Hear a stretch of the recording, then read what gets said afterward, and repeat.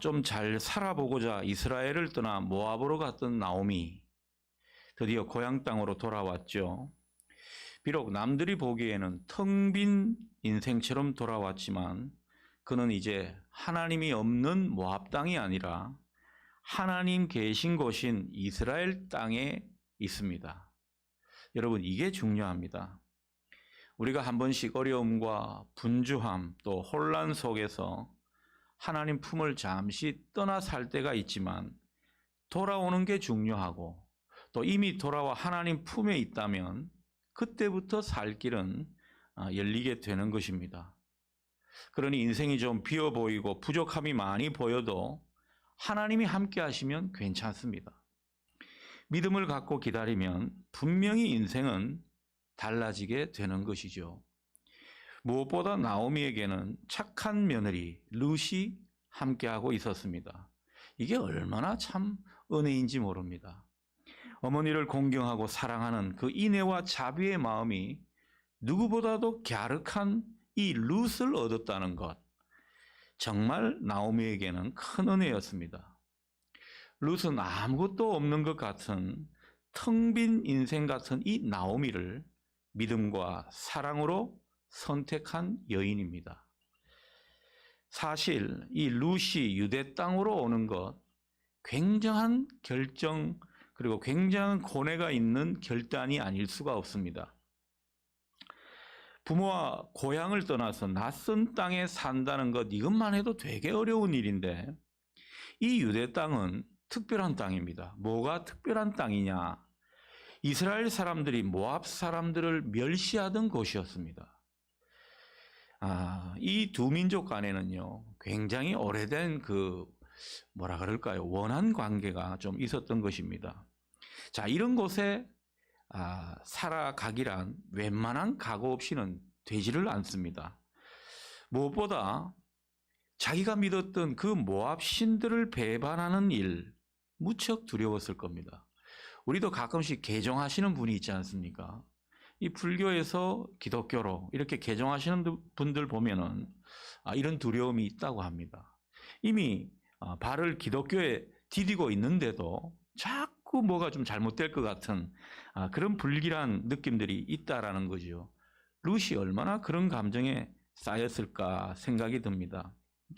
하지만 이 룻은요, 자기 시어머니를 통해서 알게 된 그 하나님을 보고 섬기게 되었고 마침내 이 하나님을 선택했습니다. 용기 있는 대단한 결정이 아닐 수가 없습니다. 자, 이 결정과 선택에 대해서 하나님께서 앞으로 어떻게 대하시는지 우리가 이 룻기서를 통해 확인하게 되는 것입니다.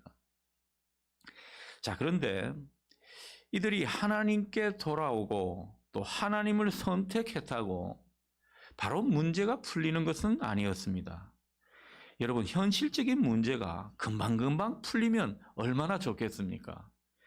하나님을 다시 만나서 하나님 안에서 산다고 그렇게 자기들이 생각하게 되면 먹고 사는 문제, 또 다른 현실적인 문제, 이게 당장 해결되면 좋은데 그렇지가 않다라는 것입니다. 우리가 여기서 분명히 알아야 할 것은 우리가 하나님을 새롭게 만나서 뭔가 새로운 출발을 하는 것 같은 그런 상황이 있을 때, 내가 신앙생활을 잘하면 뭐가 막 이루어질 것 같은 그런 상황에 우리가 있을 때 때로는요, 우리의 기대대로 되지 않는다는 그런 사실을 우리가 알 필요가 있습니다. 하나님의 은혜가 우리 삶의 현실적인 것이 되고 또 눈에 보이게 달라지게 되려면 시간이 필요합니다. 시간이 걸린다는 거죠. 때로는 이것이 상당히 걸릴 때가 있습니다. 여러분, 하나님께서는 이 단선적으로 일을 하시는 분이 아닙니다. 합력하여 선을 이루시는 분이기 때문에 그 하나님의 방법은 우리가 생각하는 것과 다를 수가 있고 그 하나님의 타이밍도 우리가 예측하는 때와는 좀 다를 때가 많더라는 거죠. 그러니 이 믿음의 삶에 있어서 뭐가 중요하겠습니까? 하나님의 때를 기다릴 줄 아는 이 믿음입니다. 하나님의 시간표대로 우리가 인내할 수 있는 그 모습이 우리에게 요구된다는 것입니다. 여러분이 하나님의 때를 잘 맞추시고 때로는 인내하는 믿음을 보이실 수 있기를 주님의 이름으로 축복합니다. 자, 룻은 이제 추수밭에 나가서 이삭 떨어진 것을 줍고자 합니다. 이방 여인의 입장에서 이 사회에 또 새롭게 들어와서 할 수 있는 일이라고는 뭐 하층민이나 하는 떨어진 이삭을 줍는 일밖에 없었습니다. 그러나 룻은 이런 상황에서 내가 뭘 할 수 있겠나 체념하지 않았습니다. 좌절하지도 않았습니다. 이방인이라고 스스로 비하하지도 않았습니다. 방구석에 그냥 눌러앉아 자신을 비관하지도 않았습니다. 룻이 보여준 모습은요, 주어진 그 삶에 대해서 당당히 맞서는 그런 모습입니다. 이런 모습이 참 대단하다 여겨집니다. 놀랍게도 이 룻은 자기도 모르게 은혜를 믿고 있었습니다. 우리가 그것을 확인할 수 있는데요. 2절 상반절입니다. 룻이 시어머니 나오미에게 말하죠. 제가 누구에게 은혜를 입으면 그를 따라서 이삭을 주겠나이다. 여러분, 별소리 아닌 것 같죠? 뭐 별말 아닌 것 같은, 우리가 흘려보낼 수 있는 그런 표현 같지만 이 말은 분명히 우리가 새겨볼 말입니다. 자기가 나가서 뭔가라도 하게 되면은 사람들을 통해서 은혜를 입게 될지도 모른다는 그런 생각을 하고 또 그런 생각을 바탕으로 이런 말을 하고 있더라는 것입니다. 자기도 모르게 하나님의 선하심을 믿고 나가는 모습이죠. 여러분, 이 모습이 우리 모습이 되면 좋겠습니다. 우리도 이런 생각을 하고 살면 좋겠다라는 것입니다. 하나님께서 나와 함께 하시면 내가 가는 곳마다 은혜가 있을 거야. 여러분, 이런 배짱으로 우리가 살아갈 필요가 있습니다. 우리가 이런 마음으로 좀 당당하게 살아갔으면 좋겠습니다. 이 코로나 시대 때 우리 기독교인들이 자성하고 회개하고 이런 모습은 좀 필요하지만은 너무 눌려 있는 것 같아요. 우리가 뭘 할 수 있겠나? 우리가 뭐가 이 은혜를 끼칠 수 있겠나? 너무 자조적으로 생각하고 어떻게 보면 자기 비하적인 입장에 많이 빠져 있는 것 같습니다. 여러분, 그렇지가 않습니다. 우리가 하나님께로 돌이키고 또 하나님 중심에 바로 서게 되면요, 이전의 과거가 우리를 발목 잡는 것이 아닙니다. 우리가 가는 곳마다, 우리가 정말 하나님을 믿는 그 믿음을 따라 우리가 가는 곳마다 하나님이 나와 함께 하시고 내가 가는 곳마다 하나님의 은혜가 함께 한다는 이 생각을 우리가 하고 살 필요가 있습니다. 여러분, 이 생각을 하고 사십니까? 내가 나는 왜 이렇게 재수가 없지? 그거 아닙니다. 여러분은 정말 재수가 아니죠. 은혜가 많은 분입니다. 그걸 믿고 그걸 확신하며 살자는 것이죠. 하나님은요, 이 과거에 대해서 때로는 묻지를 않습니다. 우리가 정말 하나님께 돌이키기만 하면요, 하나님은 과거를 생각하지 않고 오늘과 내일을 새롭게 열어주시더라는 거죠. 저는 이 믿음으로 하루하루 살아가고 있습니다. 여러분, 지나간 과거 자꾸 생각하면요, 은혜가 하나도 안 됩니다. 우리 아이들하고도 한 번씩 잘 이야기하다가 옛날 이야기를 할 때가 있는데 그러면 서로가 입장이 곤란해집니다. 은혜가 안 됩니다. 과거를 철저히 반성해야죠. 그러나 오늘 내가 하나님이 붙들어 주시면요, 내가 어디를 가든지 하나님의 은혜가 있을 거야. 이런 마음으로 당당히 살아가실 수 있기를 바랍니다. 여러분들이 만나는 사람에게 이런 영향력을 끼칠 필요가 있다라는 거죠. 자, 여기서 잠깐 룻이 시어머니에게 하는 말투를 좀 눈여겨보면 좋겠습니다. 2절 상반절에 보면 이런 표현이죠. 원하오니 내가 밭에 가게 해 주십시오. 룻이 어떤 사람인지를 알 수가 있습니다. 그냥 말하고 가면 될 일을 어머니에게 엿줍는 그런 모습을 우리가 보게 됩니다. 요즘 며느리들하고 참 다르죠. 여러분 며느리들은 어떻습니까? 며느리 없는 분들도 많지만 요즘 며느리들은 그렇다고 봅니다. 어머니 저 나가요? 그래 어디 가니? 알 거 없고요. 철저히 시어머니를 무시해버리는 그런 태도가 많은데 룻은 참 그것과 반대되는 태도입니다. 얼마나 겸손의 태도가 몸에 배인 그런 말투를 보이고 있는지 모릅니다. 여러분, 여기서 우리가 생각할 수 있는 것은요, 기독교인의 말투가 달라져야 한다는 것입니다. 여러분, 사람이 어떻게 사는지 말투를 보면 압니다. 인품이 어떤지 그 사람의 말씨를 보게 되면 우리가 가늠이 된다는 거죠. 그러니 우리 기독교 신자는 말투에서부터 구별되어야 할 것입니다. 룻이 이제 밖으로 나가 곡식 거두는 일꾼을 따라서 이삭을 줍는 모습입니다. 3절이 그 내용이죠. 성경은 이 룻이 이삭을 주우러 우연히 간 곳이 바로 엘리멜렉의 친족 보아스의 밭이었다고 전하고 있습니다. 자, 그런데 마침 그게 보아스가 베들레헴에서 왔다고 성경은 전하고 있습니다. 여러분, 이게 우연일까요? 그 노래가 생각이 납니다. 우리 만남은 우연이 아니야. 다 안 부를 테니까 걱정하지 마시고요. 노사연 노래인가요? 이 노래 가사가 딱 맞습니다. 우연이 아니라는 거죠. 성경이 보여주는 것은요, 겉으로 볼 때는 다 우연인 것 같은데 실상은 그게 필연이라는 겁니다. 하나님의 섭리였다는 것이죠. 4절도 보십시오. 마침, 이 마침이란 말로 시작하죠. 이 마침이라는 말은 히브리어로 보면은 외힌네라는 말이 되겠는데 감탄의 뜻이 포함되어 있습니다. 그러니까 마침 이런 감탄의 감정을 실어서 표현해야 되는 그런 부사가 되겠습니다. 여러분, 이 마침이라는 표현에는 정말 기가 막히는구나, 이런 뉘앙스가 숨겨져 있는 말이라고 볼 수 있겠습니다. 자, 룻이 간 곳은 보아스의 밭이었는데 놀랍게도 그때 마침 딱 맞게 보아스가 나타났다. 성경은 지금 이런 뉘앙스로 우리에게 전해주고 있는 것입니다. 이건 보이지 않는 하나님의 손길이 그들을 인도해 갔다라는 이런 사실을 우리에게 전해주는 내용인 것입니다. 여러분, 하나님의 세계에서는 우연이란 없습니다. 어떤 분은 말끝마다 운 좋게도 그러던데 운도 아닙니다. 하나님의 세계는요, 하나님의 그 은혜의 섭리만 있을 뿐이라는 것입니다. 그렇게 사업이 안 풀렸는데 우연히 좋은 거래처를 만나 일이 풀린다? 이게 우연일까요? 서울의 명문대 지방 캠퍼스에 떨어졌는데 기도하던 중에 우연히 같은 학교 서울 캠퍼스에 동일 학과에 지원했는데 합격했습니다. 여러분, 이게 우연인가요?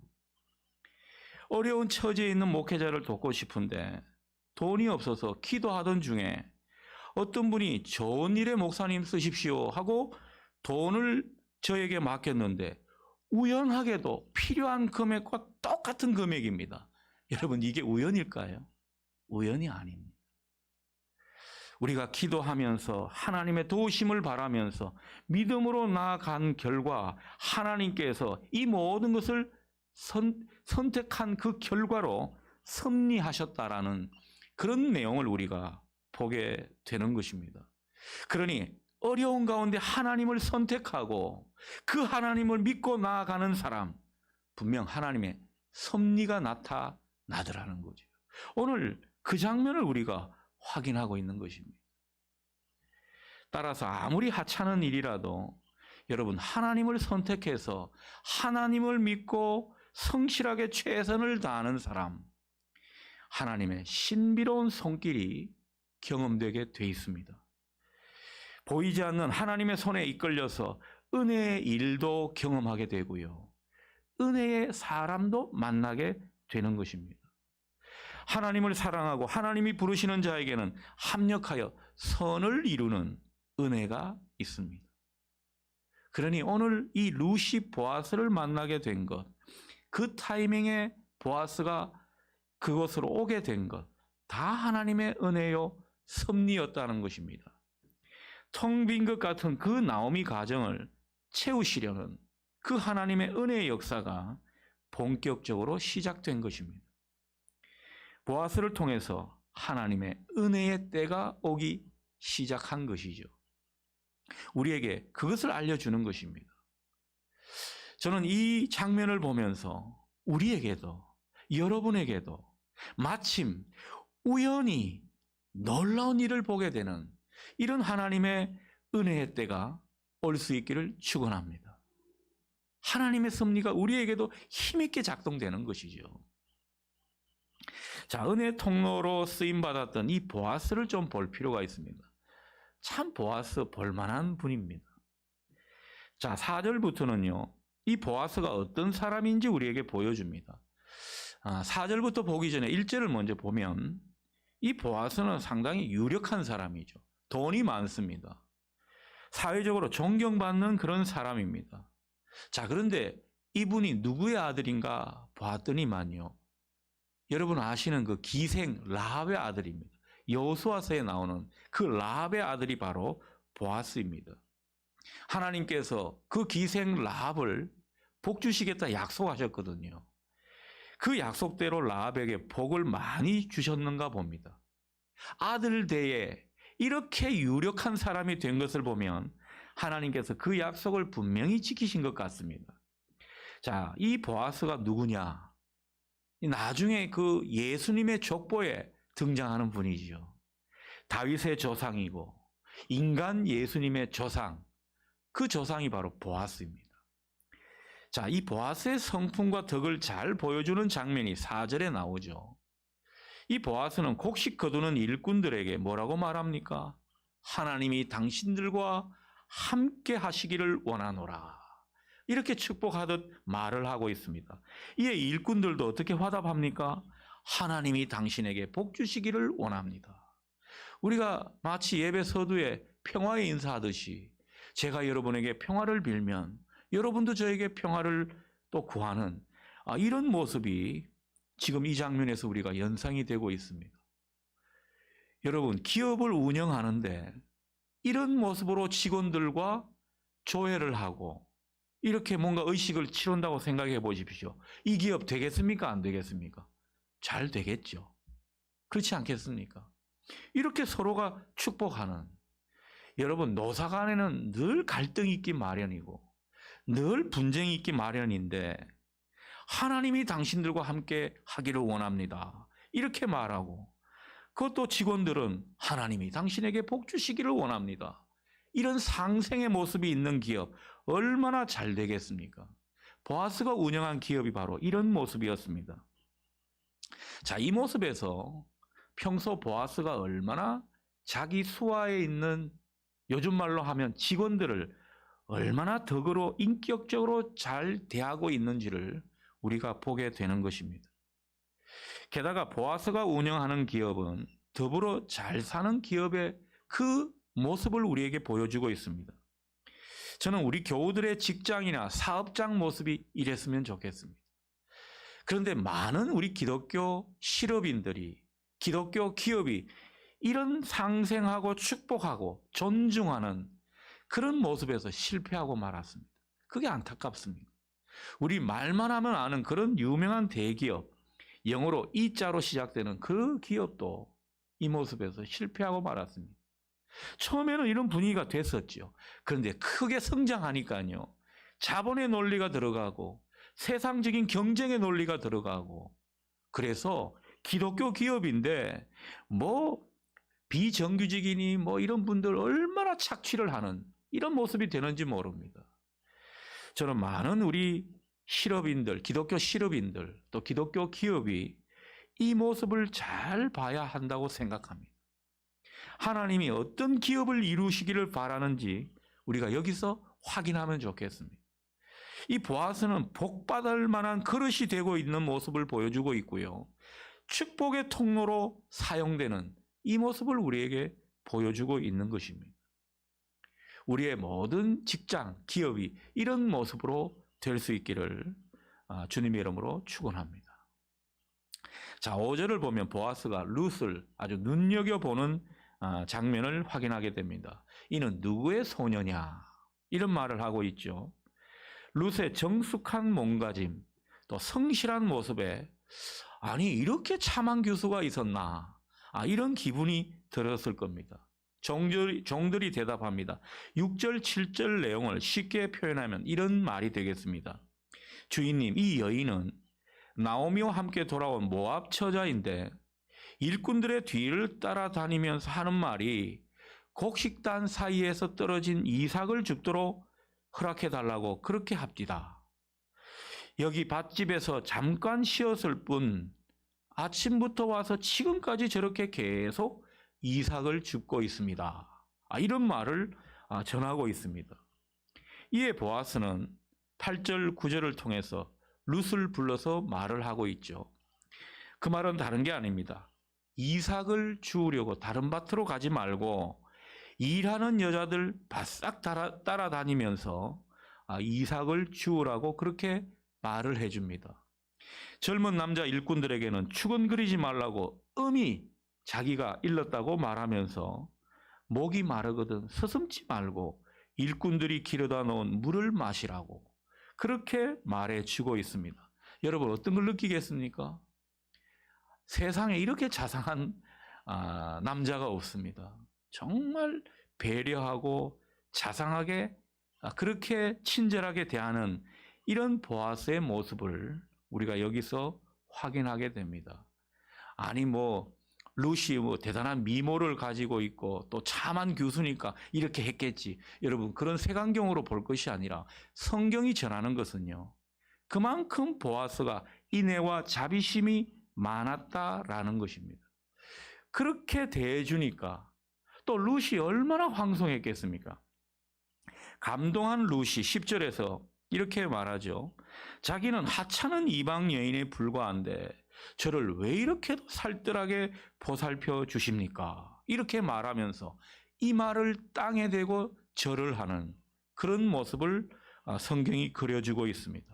그러자 보아스는 또 11절처럼 남편을 잃은 후에 룻이 그 시어머니를 위해 한 모든 일이 전해졌고 자기도 알고 있다면서 시어머니를 따라 하나님을 선택해 유대 땅으로 온 이 여인의 믿음에 대해 칭찬하고 있습니다. 아주 믿음의 사람, 이방 여인이지만 믿음의 사람으로 인정하고 있는 그런 말을 해주게 됩니다. 룻이 얼마나 또 감동이 되고 용기를 얻었겠습니까? 보아스가 이런 사람이라는 것입니다.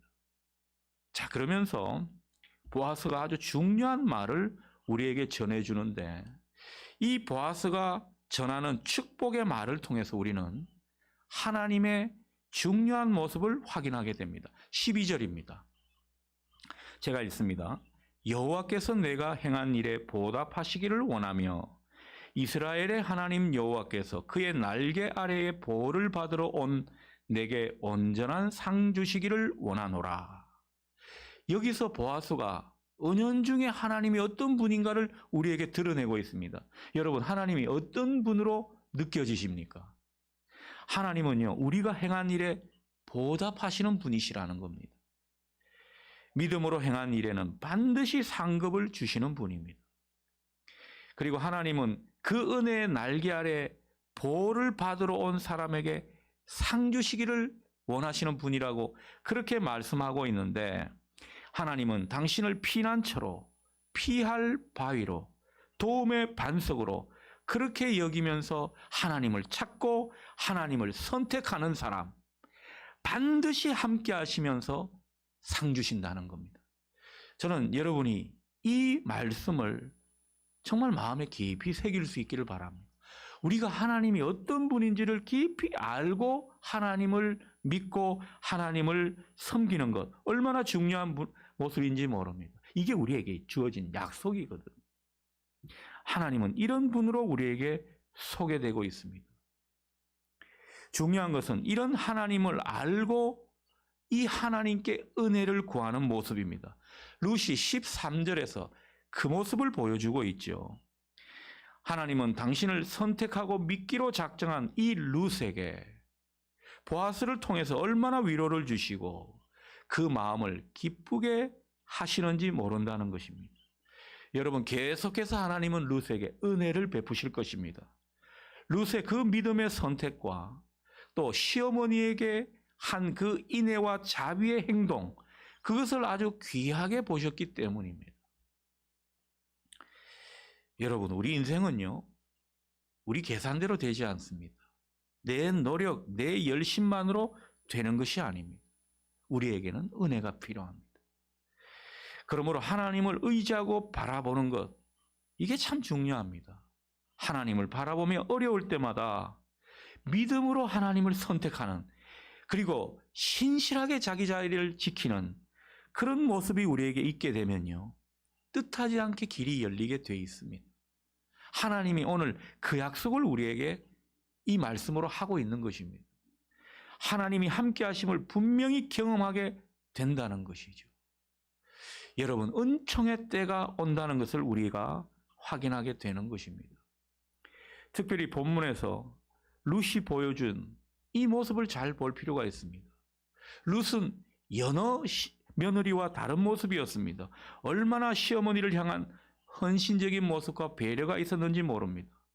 그 가운데 은혜를 구하면서 긍정적으로 자기 삶을 꾸려가는 이런 모습, 여러분, 하나님을 믿고 하나님을 선택한 사람의 당연한 모습입니다. 오늘 룻이 그 모습을 우리에게 잘 보여주고 있습니다. 또한 보아스는 어떻습니까? 이 시대에 하나님을 믿고 또 하나님 나라를 이루려고 하는 복 있는 지도자의 전형이 바로 보아스입니다. 보아스처럼 하나님 주신 것에 교만하지 않고 사람을 소중히 여기면서 함께 더불어 잘 살려고 하는 이런 마음으로 살아갈 때 하나님은 우리와 더욱 함께 하신다는 것입니다. 오늘 성경은요, 이런 믿음의 아름다운 사람의 모습을 우리에게 잘 보여주고 있습니다. 하나님은 당신을 신실하게 믿고 은혜를 구하면서 하나님 사람으로서 그 본분을 다하는 사람에게 분명 은총의 때가 오게 하십니다. 우리가 그것을 믿어야 할 것입니다. 그 가운데 하나님의 사랑도 알게 하시고요, 하나님의 그 임재의 능력도 경험하게 하십니다. 무엇보다 인생에 대한 자신감, 이 자신감을 우리에게 갖게 해 주시는 것입니다. 여러분에게 하나님이 예비하신 그 은총의 때가 오기를 주님의 이름으로 기원합니다. 아멘. 기도하겠습니다.